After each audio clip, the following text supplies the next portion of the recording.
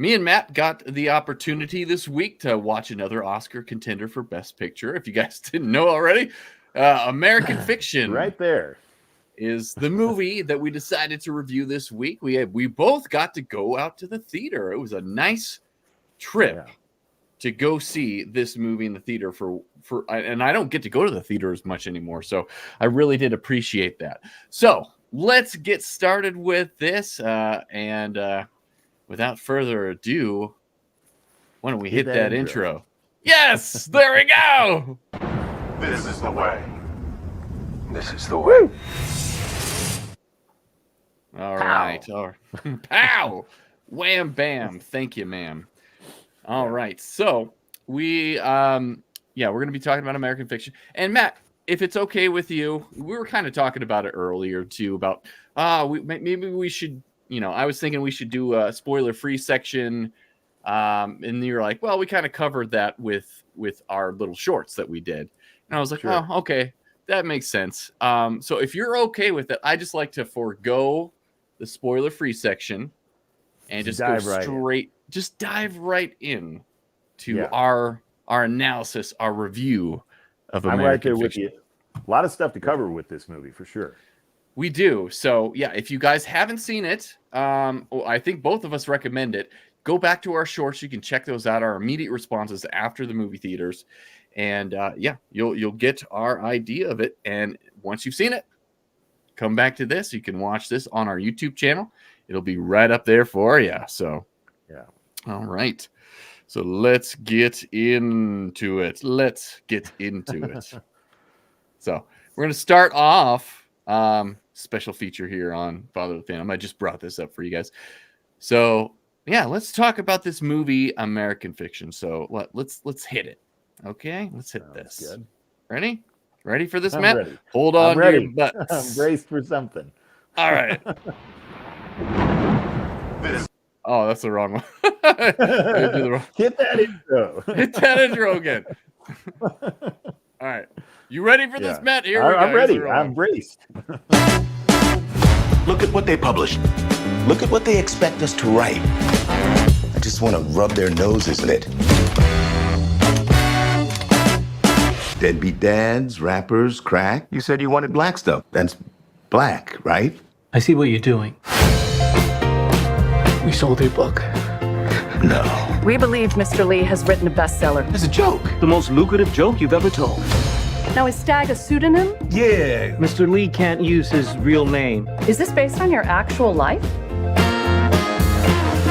Yeah, you think some bitch-ass college boy can come up with that shit? No, I don't. We want to put him on the cover in one of those scarves, I guess you would call them, tied around his head. A do-rag? Do-rag, that's it. Do-rag and a tank top with the muscles showing. Somebody call the fire department.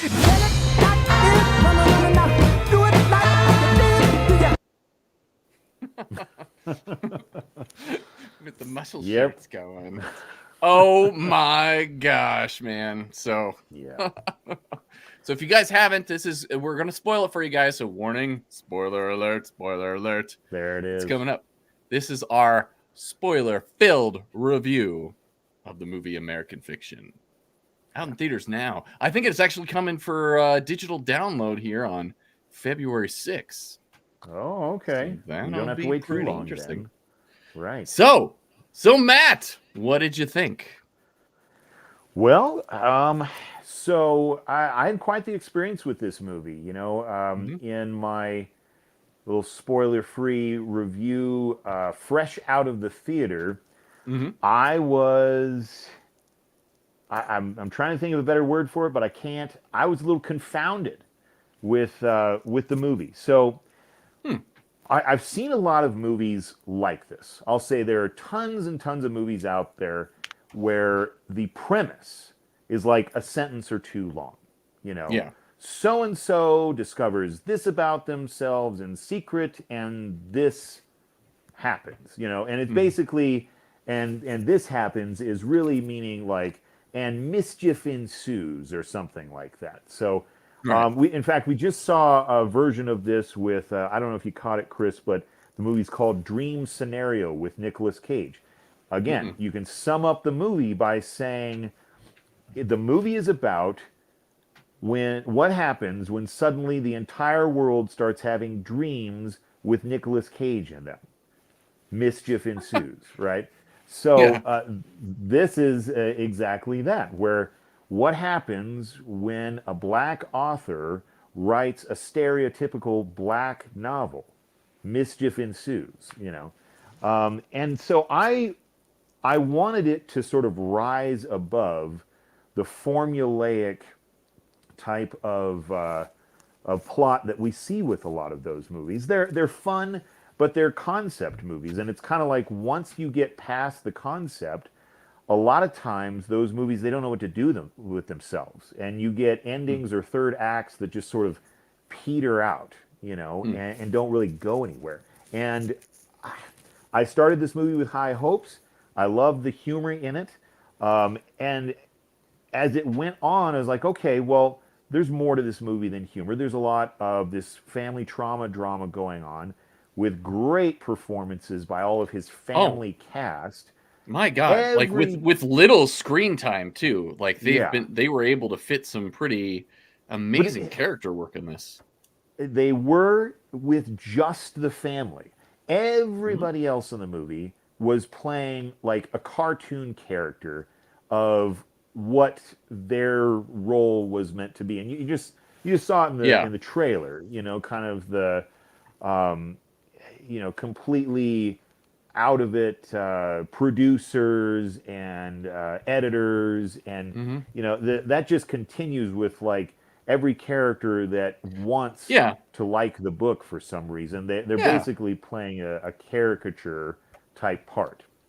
And I kind of felt like that was intentional, though. I felt like they were meaning to focus in on the family and like this real family dynamic of what it's really like to just be a person, instead of like, how we see the world. And so it kind of flipped on its head when it came to showing everyone else. So you have these caricatures of all these people that like the director up there and everything, as well as like fans and whatnot. Adam Brody right up there. Yeah, it is Adam Brody. He did a fantastic job in that. He's always doing this. He played he played the same characters he did in Thank You for Smoking, right? If you remember that movie with Aaron Eckhart. I was like, this is that character once his career has gotten a little bit further on from the assistant to Rob Lowe that he played in that movie. So I felt like I wanted to spend more time with the family because those people felt more authentic. And I think that was a choice. So for me though, what it did was when there was screen time related to the book and all the mischief that was going on with that, it felt disjointed from the family story, and it felt like they were telling sort of two parallel stories that never really intersected or felt that cohesive. And so when we got to the third act, it was like, well, how do we make these two worlds merge? And the only way that they really did it was by having the girlfriend, show up at the last minute of the awards ceremony, and then they do this kind of Clue-esque third act where you get multiple endings, and the ultimate result is that it was a very meta ending. Which I kind of liked. I thought that was pretty interesting, and just it basically was like the whole time it's making fun of this idea of selling a movie like this or a story like this, to the entertainment industry, and it does. It's like it was a very pointed finger at the entertainment industry, and it's funny that this is up for an Academy Award as well, because it's kind of making fun of that whole segment of the industry too. Which is, I was like, oh, that's very interesting that they're doing this. But you're right. I do feel like there was a separation between his ongoing story about selling out because like he wanted to take care of his mother, and his sister dies, and so he has to take on that as the son as well. So he, as a joke, writes this Writes this stupid little novel. book, and it ends up being something big. It's like, what the hell? So yeah, that whole story and his family dynamic were definitely two different situations, and yeah, they didn't cohesively go together, but I still enjoyed both elements of it, and it brought a lot more reality. Like it felt more real to me, because like it wasn't just a comedy.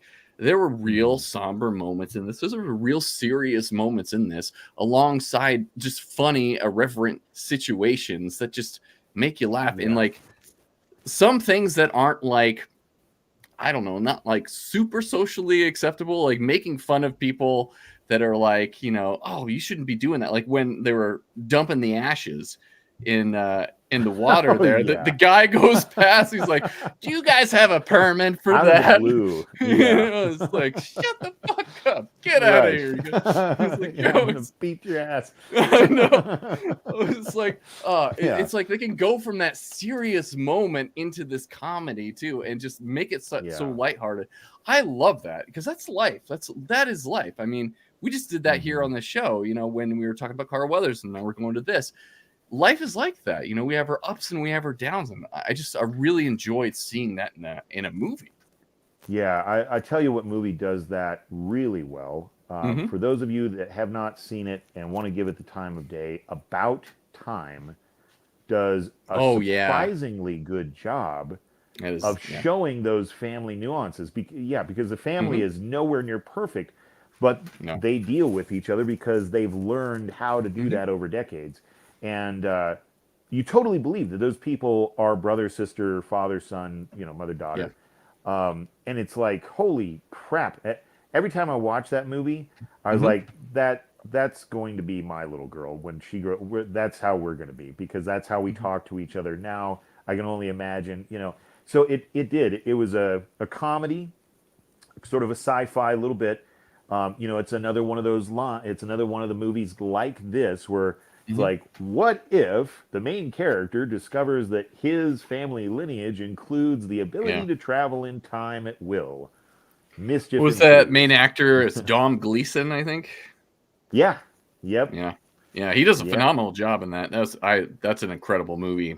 Check that one out whenever you have time. So with this one, I did. I walked out of the theater. I really liked the comedy. I really liked the drama, and I was like, gosh, I just can't put my finger on it. And I saw at the end that it was based on a novel. So yes, it's based off of Erasure. Erasure Over here. So it is by Erasure. Yep, there you go. Yeah. So was the author Percival Everett? I forgot his last name. Percival Everett. So a clear mirror of the main character here, Thelonious Ellison. Right. And they call him Monk because Thelonious Monk was actually a jazz pianist back in the day, which is really cool. So I like that element. I was like, Matt, little side note here too.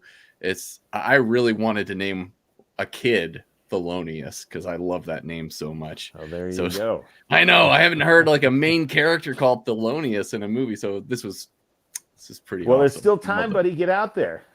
Sow those wild oats. We need more Theloniouses wandering around. Yeah, we do. Maybe a grandkid. There you go. Yep. Just keep throwing the name out there. Talk about Thelonious Monk and what a great contributor to American music he was. And I watched an interview with Percival Everett, and he was talking about the transition of having his book made into a movie, and how Cord Jefferson, the director, he's also the screenwriter.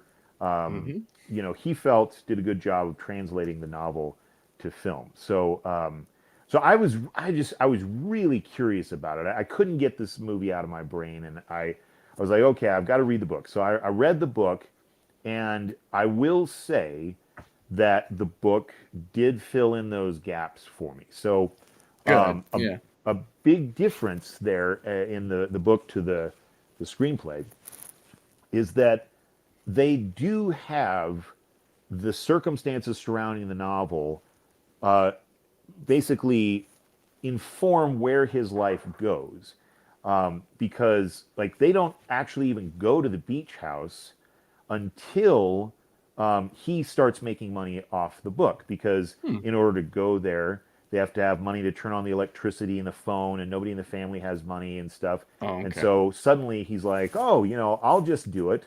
I'll pay for everybody to go there. Let's have a weekend, or a couple weeks with mom at the beach house like we used to in the summer.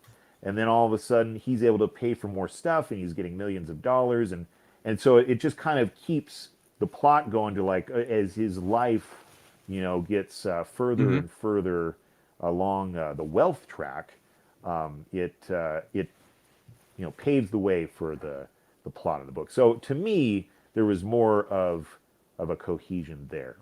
But yeah, and I heard in the book that they had elements from the story that he was writing throughout the book. Was that true? Well, so the book is written as if you have picked up Monk's journal and are reading it straight. Yeah. So there's a very Walter Mitty sense to it, in that he writes like a little bit of the story, and then all of a sudden he's got a story idea. So he writes some of that. And then all of a sudden he's got an idea for a conversation between like two classic literary characters or something. So he writes that. Yeah. In the middle of it all, like literally, I don't know, chapters, 4 through 10 or something, is the entire book. And we're just going to say it here because it's in the fiction. The book eventually is called Fuck. Fuck. And yeah. And so the whole book is in there. I love it. Right. Yeah. And it's all in one chunk. Basically, he's same thing as the movie. He's really upset. One night, he just pens out the whole thing. And so you read it as the audience would in his journal from beginning to end. And so they do a little bit of that in the movie. And I honestly wish they had done more, because same. Yeah. Yeah, they had really, really cool stuff in there. Like at one point, he's writing this story idea he had for Hitler, talking to his friend about different paints that he was going to use. And then he has a story idea it's just like all sorts of different things that he brings in. Yeah. And but it has to do, like, at the same time, it's like where his brain is at in the story. And it almost reads like Fight Club, where you're getting to see the Tyler Durden appear. And the novel makes that case, that Monk slowly becomes Stag R. Lee. Like he becomes the thing that he hates. And that's sort of the point of the novel, is that this guy that was cranky about it and everything eventually succumbs to the force of the market and becomes the actual character from his novel. And so it's important that the novel is in there for the audience to read, because the ending of the actual book and the ending of the novel inside the novel are exactly the same.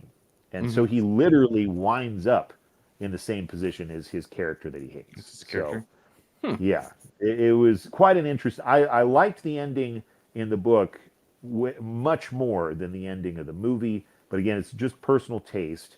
I am glad that I read the book second. Most of the time. Oh, yeah. People, read it beforehand and it informs the movie. I wanted to view the movie on its own merits, because it's up for Best Picture. It's not just any movie. Like they're saying, this is the best of 2023. So I don't know. I wanted to give it its own, and I did not feel like it was Best Picture in my mind. I think that this is Cord Jefferson's directorial debut. He's done a lot of writing before this. Oh yeah. But big writer. As far as a cohesive movie, I didn't get there. I know a lot of people have, but it wasn't as cohesive enough for me. Yeah. To call it the best film of the year. Yeah. And I kind of wish, like, you know, like you're saying with the book, it's like I love the elements of a writer and seeing their process and everything. Yeah. And so I wish they would have incorporated that a little bit more. But I did appreciate what we did get in the movie. You know, I'm obviously not a published writer or anything, but I do like to write. I know that you do as well, Matt. So I could definitely relate to the character in a lot of different ways. And I've found myself living in that character of Thelonious and from this movie. So I very much appreciated that. And a lot of the situations that he's in, it's like, oh, okay, yeah, I totally see that. That's something I would do. I'm like, all right. You know? Yeah. And I will say, from the novel to the screenplay, I don't think they could have gotten anybody else to play Thelonious. Jeffrey Wright was the perfect choice. Right. If anything else, just having him have a lead role in something for once makes this movie worth it to me. Phenomenal actor. I loved him in everything I've seen him in so far. He's just been so good. And we watched him in The Batman a while ago, and we did a review on that, but it's not online, guys. We did it as like a gearing up for this show. But man, he was such a good Commissioner Gordon, and I actually watched that a couple nights ago as well. Still holds up, and I wish we could have gotten more from him. Hopefully, we do. But yeah, I love the actor. I love just like the tone of his voice and the way he inflects things, and his sense of dynamic humor whenever he's talking about stuff. And just it's so quirky, and he's soft but it's just likable. I don't know how else to describe it, but Jeffrey Wright, man, it's great performance. And I think he is up for Best Actor in this movie as well. Yeah, he is. Best Supporting Actor is another one that got nominated for, and I think Screenplay. So Supporting Actor, of course, Sterling Brown. Yeah. Again, a phenomenal job. This Is Us. Well, from a lot of different things. I mean, both these guys. That's what I know Jeffrey from Wright. Randall. Oh yeah. So I know him from Black Panther. The thing that I started to really enjoy his performances from was when he was the lawyer. I think it's Christopher Darden in The People versus O.J. Simpson with Cuba Gooding Jr. And if you haven't seen that first season, I haven't seen all of the seasons of that show yet, but the first season is definitely worth it. They do a great job of showing the media hype, what the lawyers had to go through, you know, what OJ and his family had happening to them at the same time.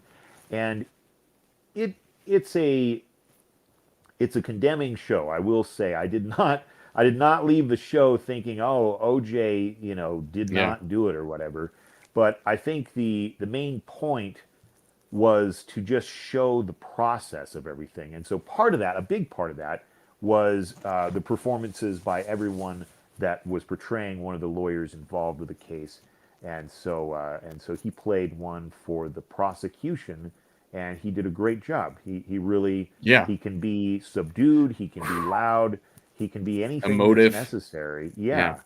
And this, he plays a perfect brother to Jeffrey Wright, I think. Yeah, Sterling K. Brown. And if you haven't seen it, This Is Us. He is like the shining star in that show. And he plays the adopted son and dealing with his identity and, you know, dealing with his biological father coming back in the picture and not knowing how to fit in, because he has to deal with white culture and black culture. And where does he fit in all of that? And he plays that with such poise and grace and emotion.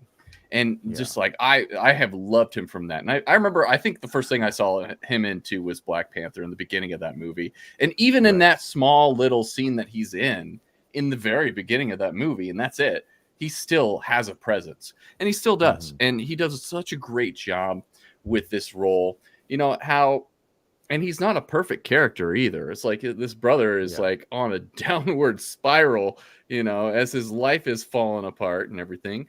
But he still is able to bring such gravitas to it. And, you know, be there for a brother that, you know, and it's a really interesting relationship that he has with Monk as well too, because he's like, you know, you should let people love you. It's like, I don't know what they see in you, but you should let people love you. And it's like, oh, that's totally a sibling thing to say and everything. Right. And yeah, so I very much appreciated that performance.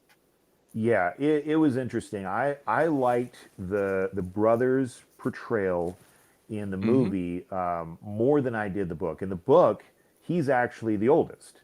He's the older brother. The book has kind of this mystery element to it, where a box of papers is discovered that contain letters between their father, with the father and the affair.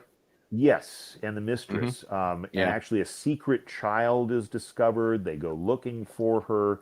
It's this whole thing that's, you know, but a big part of the relationship in the novel is that the older brother, whose name is Bill in the book, is constantly challenging what he thinks of his dad to Monk. And, you know, they basically come to the idea that his father loved Monk the most, that the rest of them are going to have to deal with that, and so it leads to him being more and more downtrodden with his own situation in life. Same thing, he's getting divorced. Yeah, because he has an affair. It's discovered that he's gay. He wonders if his parents ever knew. You know, all that stuff is in there too, along with the dynamic that he was never really, and he's never going to be, the leader of the family. It will end up being the younger brother that takes care of everyone, and so that power shift there is a struggle as well. Yeah.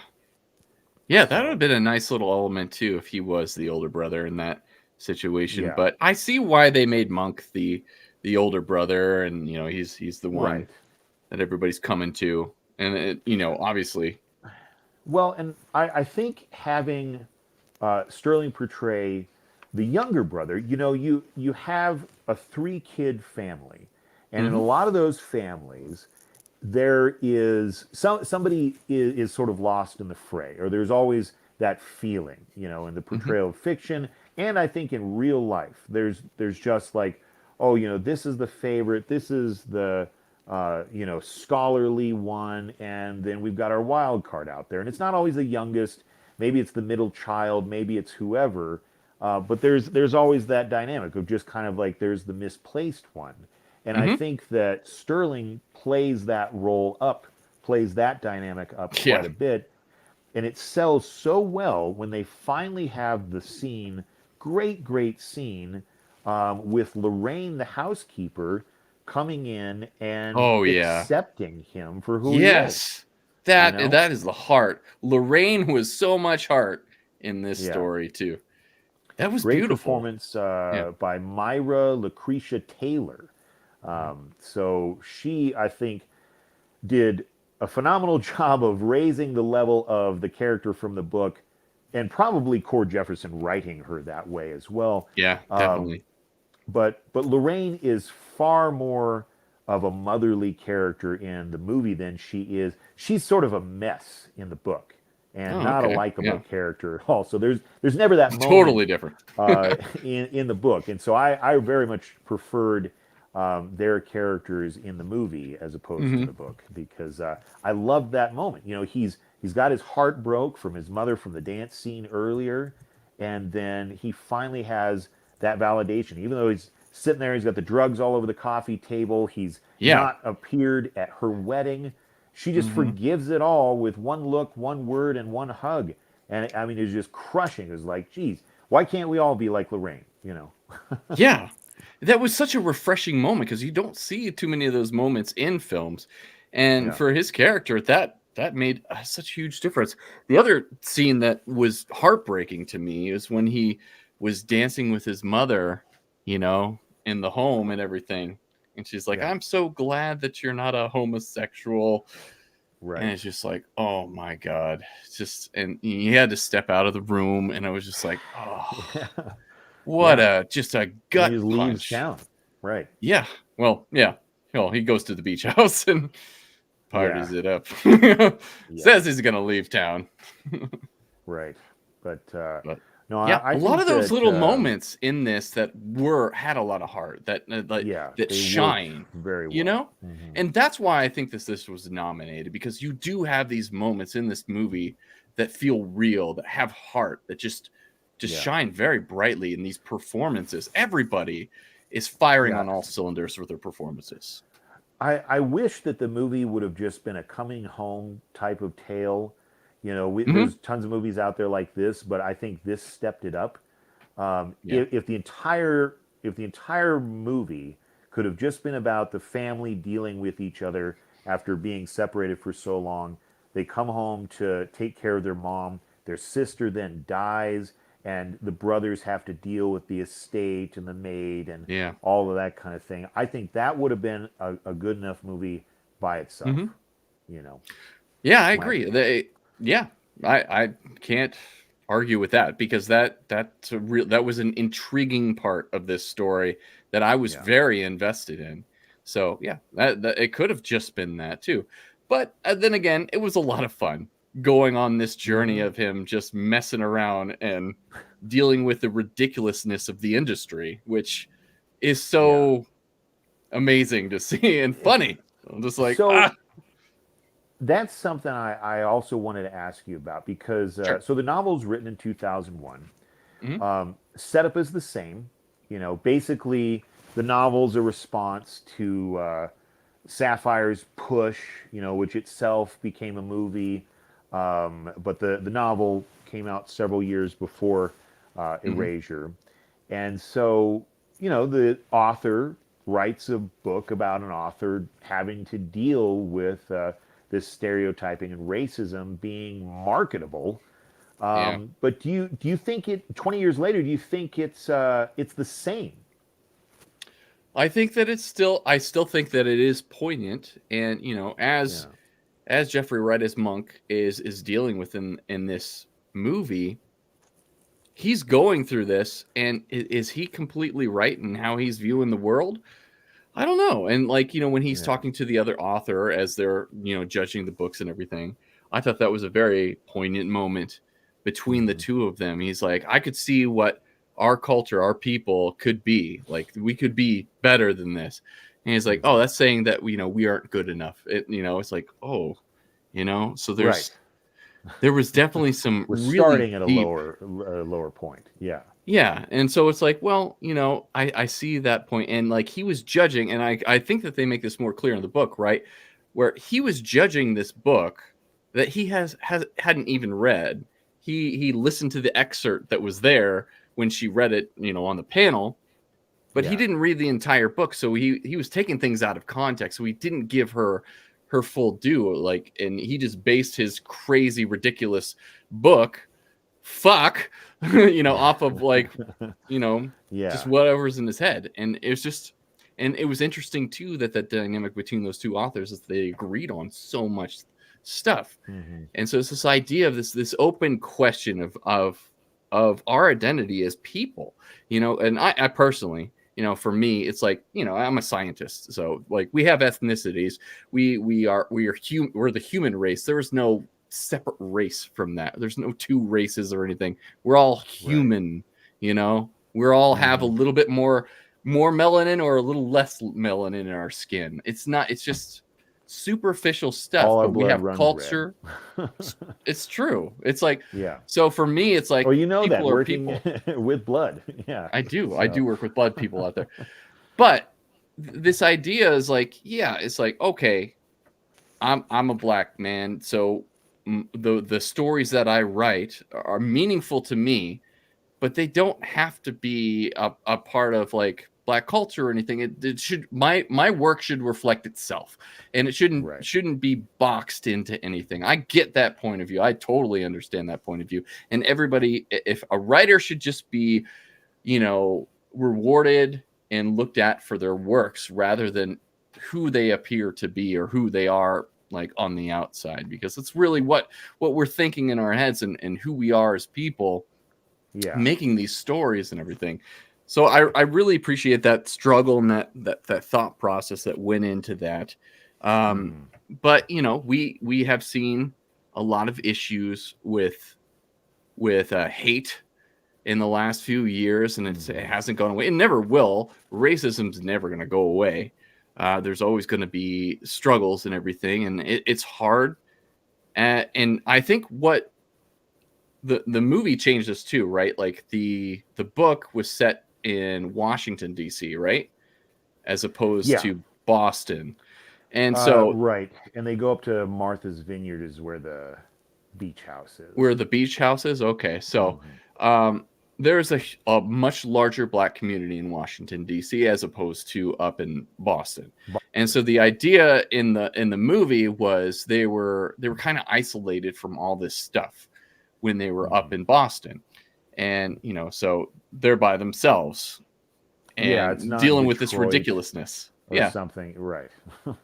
Yeah, so they're not seeing, you know, a bunch of people, you know, in their culture, you know, they missed the right. There's no, at least I mean, their father's a doctor, the grandfather's a doctor, so they're raised in upper middle class, perhaps, right? And not the ghetto. And so his life and reflection is nothing to do with what he sees as the prominent portrayal of Black people in literary works. And again, at the time, coming off of the heels of novels like Push, reflecting, like, if you look at Push, it is the Weeze lives in the ghetto. You know, it is exactly like it's a mirror of that from this movie and from the novel, and where the language, you know, is written in the same style. So in the novel, I think he comes across the book in like an airport or on a flight or something, and he reads a couple of pages and he can't stand it. And so his publisher, same as in the movie, you know, keeps encouraging him, like, hey, you're giving us this thing about Greek mythology. We want something more Black, you know, more ethnic and all this. And he doesn't want to do it. You know, he's upset that he's even being pressured to write something to you know, basically to succumb to the whims of a racist market. But then at the end, that's exactly what he does. You know, and that's basically what they are saying in the movie too. Like, he takes the money, you know, and he looks at that guy portraying a slave, you know, the actor just outside the studio, and off they ride. Off they ride. Into the and his brother. Right. Yeah. So, and but I don't know. To me, I think that we've just seen the antithesis of the movie we reviewed on Monday, right? Killers of the Flower Moon, you very much say is furthering, I guess, the stereotype, if you will, of, like you said, the criticism of that movie is that it's another movie that yet again shows the white boot on the neck of the Native American. And do we need more of that? You know? Right. And I don't know. I think you could make an argument for some of that. You know, I think the difference with Killers of the Flower Moon is that it's not a made-up story. You know, no, it actually happened. It's not about Indians being driven from their reservation. It's not about the genocide of the early settlers coming in, giving smallpox to Native Americans or something like that. It's a different story that is very close to real life, about something that happened to all of them in the early part of the 20th century. You know, so I think it's important to have movies that cover all aspects of you know, the history that we've unfortunately had happen in this country. I definitely think that we should use our entertainment to highlight and showcase history that would not otherwise get any sort of coverage or anything like that. You know, things that enlighten us to how things were, you know. So I think that those have their place, you know, but I also agree that there should be more out there, more hopeful, more things that showcase the culture and you know, along with the good stuff, we can also show the bad stuff. I'm not going to go back and watch Schindler's List all the time, you know. Sometimes I just want to feel good. Like, right. 12 Years a Slave, definitely difficult to watch. Difficult watch. I mean, there's a lot of good performances in there, you know. Yeah. I mean, look at Black Panther. Nothing to do with any of that. No stereotype, you know, negative stereotype going on there. Pretty much any Denzel Washington movie, any Will Smith movie, any Morgan Freeman movie has nothing to do with the ghetto.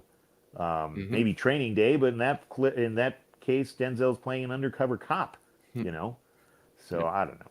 It's I think we have a lot of examples of both sides of the fence. Whenever we it do, comes we do, to that. And it's all worthy. It's all worthy of a watch. It's all worthy of consideration for you as an audience member to consider, to watch, to enjoy, to get something out of it. And that's always my benchmark when it comes to good movies is, did this affect me in a way that I'm a little bit changed after watching it? Am I the better for watching this movie? So I want to do a little thing. It's kind of like, you know, the 7 degrees of Kevin Bacon, but it's not Kevin Bacon. So we got 10 of these Oscar nominations for Best Picture.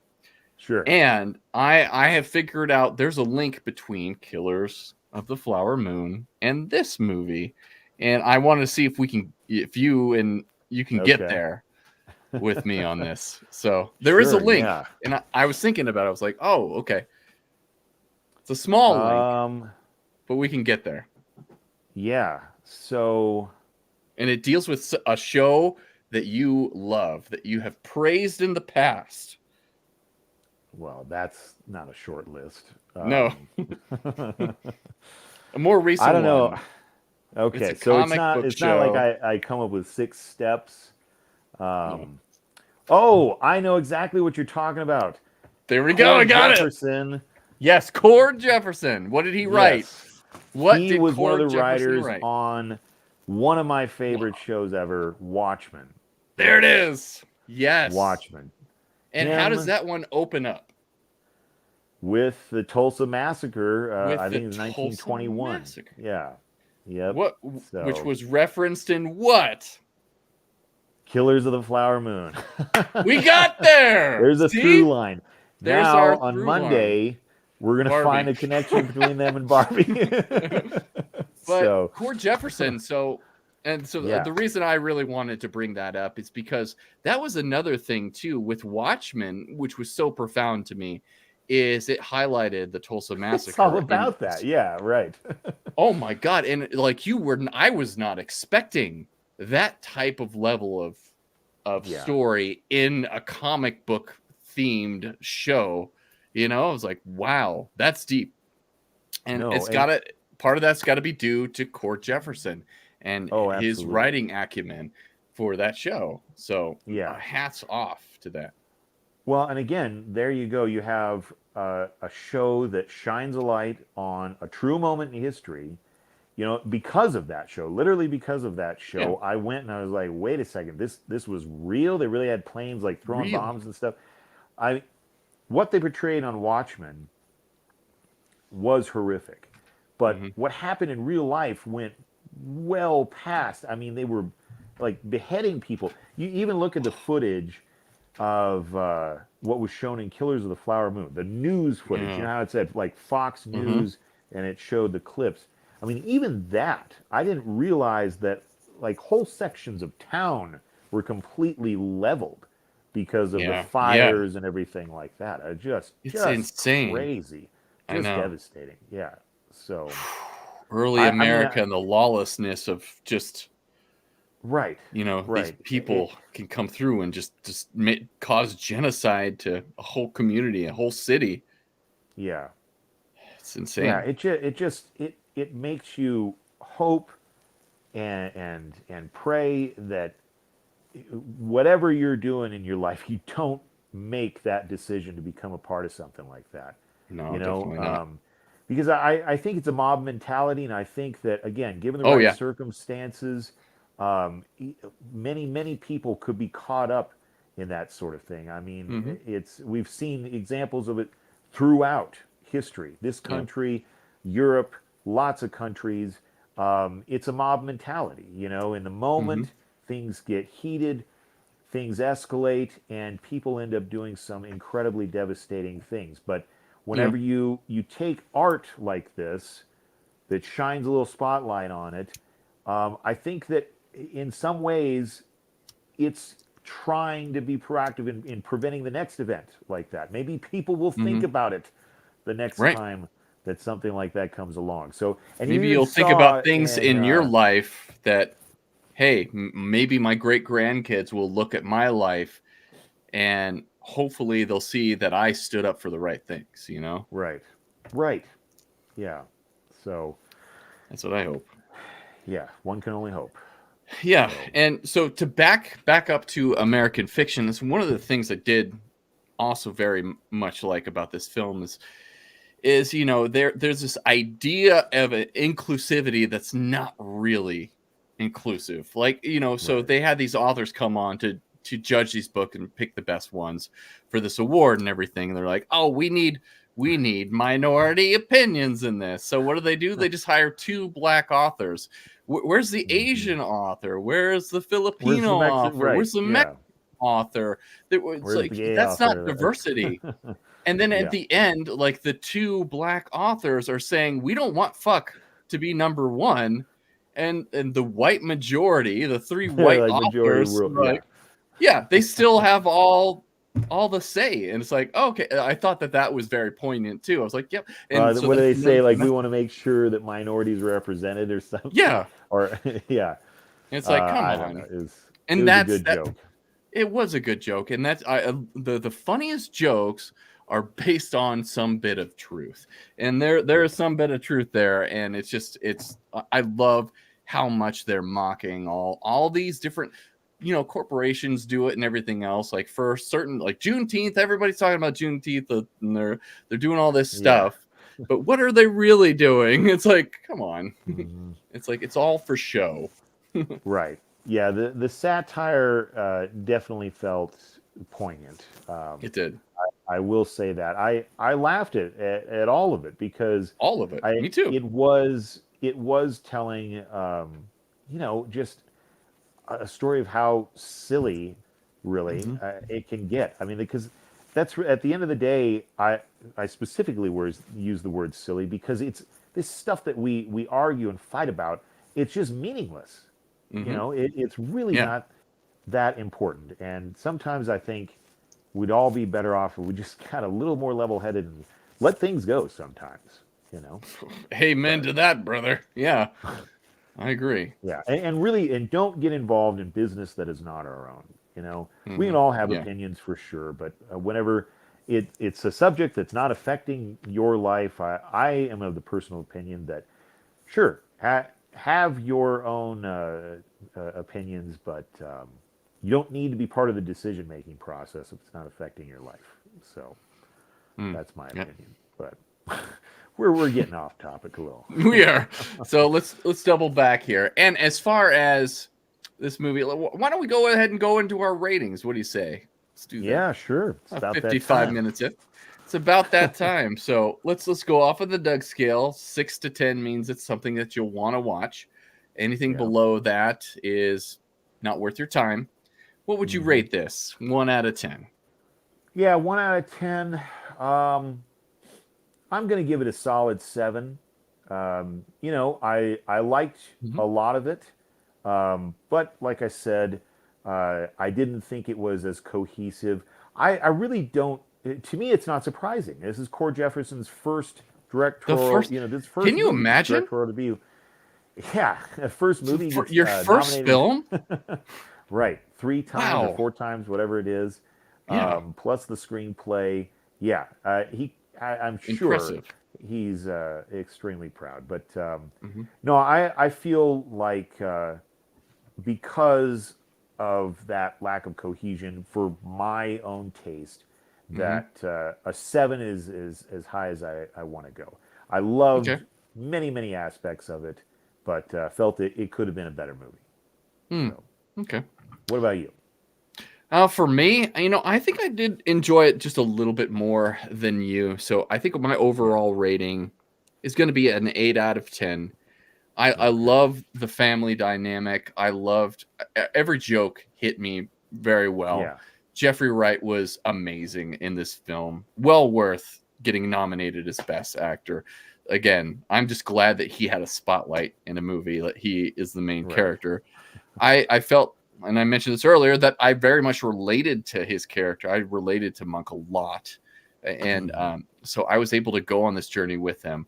I thought it was really fun how, his writing process, the one scene that we got, I wish we got more of those, of him with his characters there and like, okay, what am I doing now? What is this scene about? And it's like, yeah, you're going to do this. It's like, I love that. That was so cool. And I wish we would have gotten more of that. Well, and I think some of the jokes would have landed even harder because, again, the novel is his mind on paper. And so some of the things that he's laughing at or the things he's making fun of, you wouldn't know because they're in his head, In his head. And so I wish that they'd have done more of that too. I wish that they'd have shown more of the novel. I wish that they had, wrapped up the ending kind of similar to what they did in the novel. But it is what it is. So. It is what it is. And ultimately, this movie did have a lot of heart, and it made me feel good. And I enjoyed the watch. And I do want to watch this again. This is a movie I do want to come back to. And maybe I'll actually I haven't read the book. Maybe I'll read the book. It's a quick read too. I highly recommend it. To anybody out there. So and if you want a good performance of it, so for me, reading is listening on Audible. And they are not paying us, but Audible is amazing. And if you guys want to sponsor us, we would definitely be willing to do that because both of us use Audible quite a bit. Oh yeah, I could get behind that product all day. It's like an 8-hour listen. It doesn't take very much time at all. Not long. And I forget the name of the performer, but just does a great job with the different characters. For my own taste, I do like it whenever the narrators drop a different voice into each of the characters to make them distinguishable. So it was good. A very, very good novel. Percival Everett really hit it out of the park with this one. I know he's done a ton of other stuff. Just like Monk, he's got a body of work that extends well beyond this. So check him out. He's definitely worth it. Yeah, so 9 out of 10. Well, 8 out of 10 for me, 7 out of 10 for Matt. So obviously, we would put Killers of the Flower Moon ahead of American Fiction, right? So that's our standing for right now. That's we'll see if that changes with our next movie that's coming up, which is, I think we mentioned it earlier. So what are we watching next, brother? We're watching Barbie. Finally getting on the Barbie train, guys. And I have talked to a couple of friends, and some of them think that it wasn't worth the hype, and they don't like it as much as other people. But some people really do like it. My daughter loved it. I haven't watched it yet. Can't wait to dive into it. We're going to be talking about that on Monday in the morning, right? At 9 a.m. Yeah. So, well, and I got to say, I love this kind of thing. And I do the same with Audible, where I will force myself to watch something that I would not normally go out of my way to watch. And so tackling all the Oscar movies, we're definitely doing that with a couple of films. That. Yeah, Barbie being one of them for me. And it's not that I have anything against Margot Robbie or Ryan Gosling or anything. It's just I don't have a huge interest in Barbies, and so I don't know. I watched Oppenheimer in the summer and Mission Impossible. I've seen you played a few of them. Yeah, ask my sister what my relationship was to her Barbies, and it was not kind. Did you take off Did you decapitate a few of them? Always. Why do little boys do that? I don't know. I don't know. Is this frustration? I don't know. I guess so. Yeah, but Make their little sister cry, I guess. Sorry, Stephanie, you had to deal with this guy over here. Not a perfect brother by any means. Yeah. But no, so I'm glad to be watching it though, because it's out of my wheelhouse, and you Same. find some real surprises Yep. when you do that, and so I'm looking forward to it. Me too, buddy. It's going to be a lot of fun, so tune in on Monday for that. So it's been fun. Do we want to say any final words before we skedaddle on out of here? Nothing that I can think of. We got it all covered. I think we did. We covered it pretty well. Let's go over. We didn't get as many people tonight. It's kind of late, and a lot of our East Coast friends are probably sleeping. Patrick Sure, it's from already. It is tomorrow. Poptography says, "Hey fellas, hey Patrick, thanks for joining Thanks us for tonight." tuning in. Yeah, I got to be on the line with him on Wednesday, and we went over the scene with Yoda during The Empire Strikes Back when he lifts out the X-wing and everything in his little speech. If he's still tuning in, I got to do a little shout out to him, because I got a little Funko-verse here. Oh, nice. Patrick, okay. Can you tell me where this little guy is from? That's a question for you. Patrick, in the comments, can you tell me where that little Leave guy us a is from? comment. Just happen to have it sitting over here. So, yeah. And if Drop you guys us a do want to check out his videos, they're so cool. I love his behind the scenes, because he is a professional photographer. So he'll go through exactly how he sets up the lights, and he's basically painting with lights, which is really cool. I love it. I love it. So and he goes through that whole process, and it looks great. And he does this with all the Funko Pops as well. So really cool channel, Poptography. Go check it out. If you guys notice, I had the Attack on Show shirt, another great YouTube channel to check out as well. A lot of great great recommendations for music, television shows, movies, a lot of the things that you're not a lot of people have eyes on as well. So it's really cool. A lot of hidden gems. I think one of the last recommendations he had was Louder Milk. Have you seen that, Matt? That show? No. Okay. Oh, you've got to check out Louder Milk. It is so good. And the only reason I checked it out was because of Attack on Show. It's got 2 seasons, and it kind of cuts off, and hopefully they get a 3rd season in, because I really, really want to see it. But where great can you watch show. it? I think that it's on. Oh, where did I watch it? I think I watched it on Hulu. I think it's on Hulu. Yeah. All right. But I think it was on Peacock before that, or one of the other. Okay. Yeah, one of their channels. Louder Milk. Louder Milk.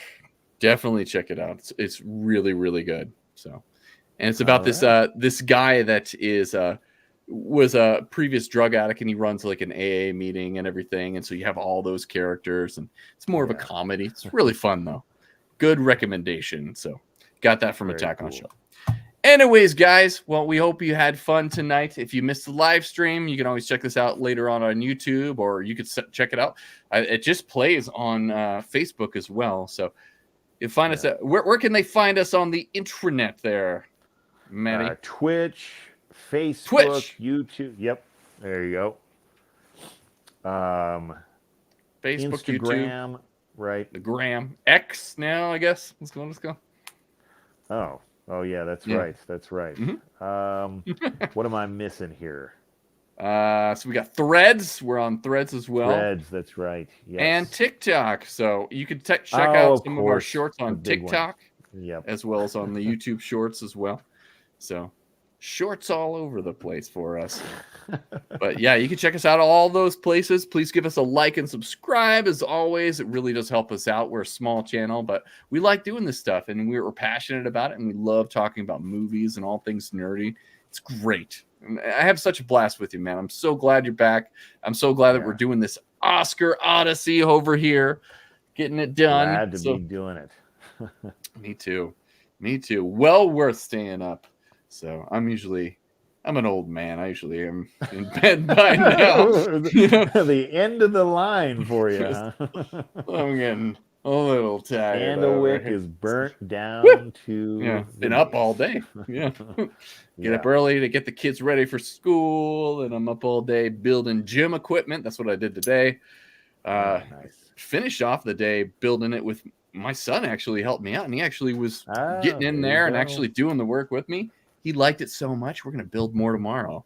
So I was like, this is awesome. This is Nice great. little Saturday. Gonna go to Home Nice Depot? little Saturday. You're not sure? Yeah. Maybe Bed Bath and Beyond. I don't know. I don't know if Yeah. there'll be enough time. Who knows? Yeah, who knows? Who knows for sure?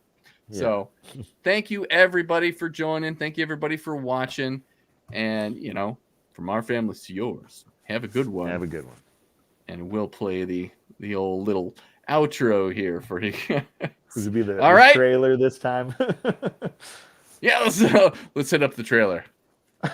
So thanks for joining me today on Fatherly Phantom, and don't forget to subscribe to the channel. And from our families to yours, have a good one, and may the Force be with you.